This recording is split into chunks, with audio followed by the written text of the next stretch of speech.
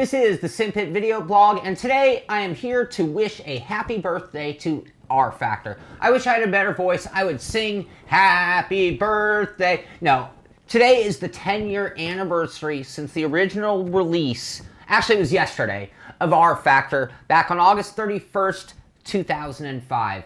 And that's a very big deal. RFactor is one of the most important sims to ever have existed, and I'm going to get to some of that with some of my feelings about RFactor, RFactor 2 at the end of this real quick.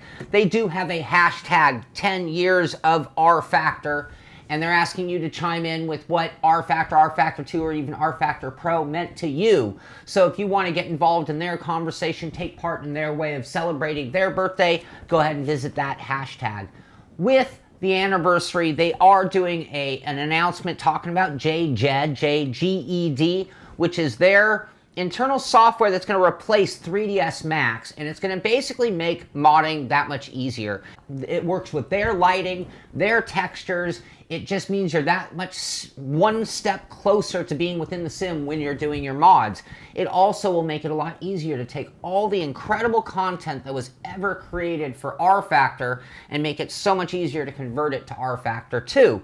So with that, and with this 10-year anniversary, they are showing off some of their work. And they're releasing two different pieces of content. The first one being Sardian Heights. It's a street course, much like Macau or Monaco. It comes in two variations, 0.84 and 1.58 miles. You're on narrow streets, winding through buildings, that kind of fun stuff.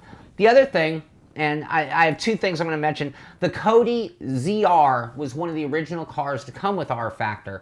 It really showcased how many tuning options were available within the sim, letting people know what was going to come later out of RFactor. So it was a very important car, essentially, and they're re-releasing that car.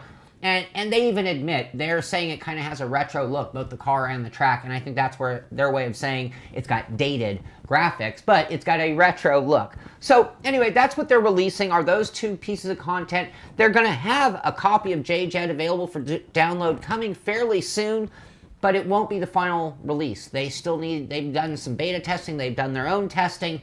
Now they need to get a lot more people involved, trying it out, seeing how it works, and then doing some final changes, and then you'll get the final release. So, back to the birthday celebration, the hashtag 10 years of RFactor, and I'm not going to put anything on there. I might put something on that hashtag, but essentially I'm going to take this opportunity to tell you what RFactor meant to me. When RFactor first came out, a couple things happened. RFactor was a very unique sim. It didn't come out with a ton of licensed cars and tracks. It came out very bare bones in its basic form, and it was the first real modder sim that I can remember that just openly invited modding. And that led to something that was so important to me when it comes to sim racing. And give me a moment to get to this point. When I would try to sell my friends, my family, people I knew on what I did every night at home, trying to explain to them that rather than going out, I was taking this sim racing so seriously, one of the things that I always raved about was saying, name a car, name a track, past or present. If it had a following, then it's been made for RFactor. So if you want to drive some old Ferrari at an old version of a track, it's probably going to be available. I mean, name a car, name a track. If it was influential or important, it existed for RFactor, and that meant that I could drive anything I ever wanted. And being just a working class guy, that was quite a privilege. Being a gamer and a racer at heart, that was just a really, really big deal. And everything before RFactor was a little bit more, hey, here's a NASCAR sim, or here's an IndyCar sim, or a Formula One sim, but this was just wide open.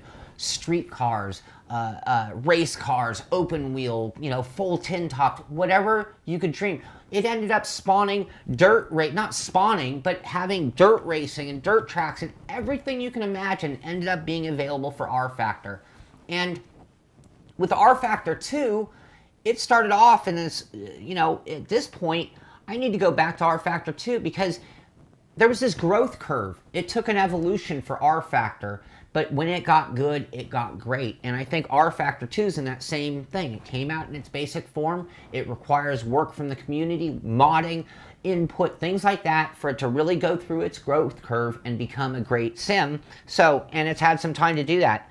The other thing, I think I mentioned it, but I mean, RFactor was a never-ending sim. The mods kept coming, the tracks kept coming, leagues would adapt different cars into different series. It was just endless options, and it just kept going. Beyond that, the only other thing I'm going to say, it was pretty funny, and I'm just going to admit that they really fooled me in the beginning. They had a showroom for the Kodi cars. And the ZR, ZRA, the ZRZ, and the ZRM, and they showed them in their showroom version. They showed them in their racing format, and it was a little while. I had to do some research to find out that they were fictitious cars that had been created for the sim, and so they pulled one over my eyes because they had done a pretty good job at that time with the website. Keep in mind, this was 10 years ago.